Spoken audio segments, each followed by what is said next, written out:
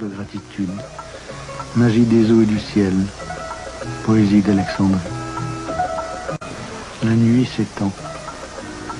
Sur le petit minaret que j'aperçois de l'autre côté du pont, entre les ombrelles de feuillage, le muezzin l'a accueilli au nom du prophète.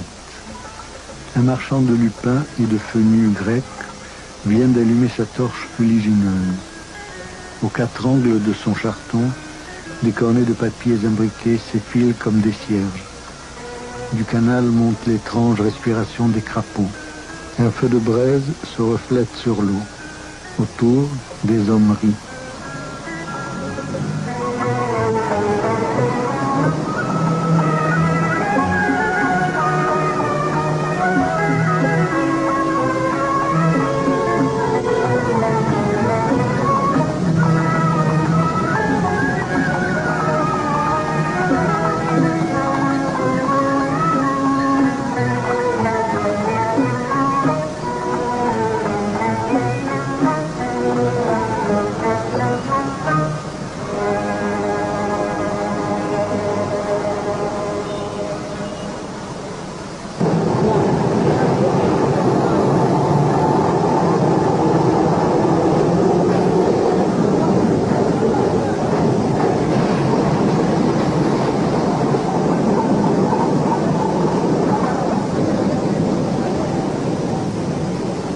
La ville habitée par ces souvenirs qui me restent ne plonge pas seulement dans le passé de notre histoire, étayé par les grands noms qui marquent chaque station de la chronique, mais se déploie aussi en arrière et en avant du temps présent en quelque sorte. Dans le dédale de ses croyances et de ses races contemporaines, les centaines de petites sphères enfantées par la religion ou le savoir qui s'agglutinent mollement comme des cellules pour former cette grosse méduse déployée qu'est l'Alexandrie d'aujourd'hui.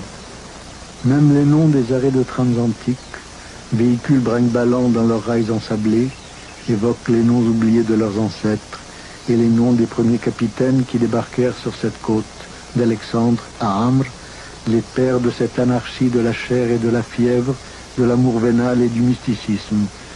Quel autre ville? Les paysans qui venaient vendre la laitue, le cresson et les citrons avec leurs ânes, vêtus seulement d'une chemise courte, bleu sombre, serrés à la taille par une corde, les pêcheurs en pantalon alexandrin noir, bouffant, avec le gilet aux multiples boutons mis sur le tricot de corps à manches longues, qui vendaient leurs poissons dans des paniers tressés qu'ils portaient sur leur tête, ou plutôt sur leur turban blanc, enroulé plusieurs fois autour de la petite calotte. Et les messieurs, enfin, en jaquette et pantalons étroits du bas. Tous ces types humains faisaient le monde riche et divers, effrayant d'une certaine façon, mais également attirant. Édouard Alcarat est né en 1926 à Alexandrie. L'enfant qu'il décrit n'est autre que celui qu'il a été dans cette ville. Résumé, ondoyait prisonnier et miroité sur les ravines nivelées, dont le fond était tout proche.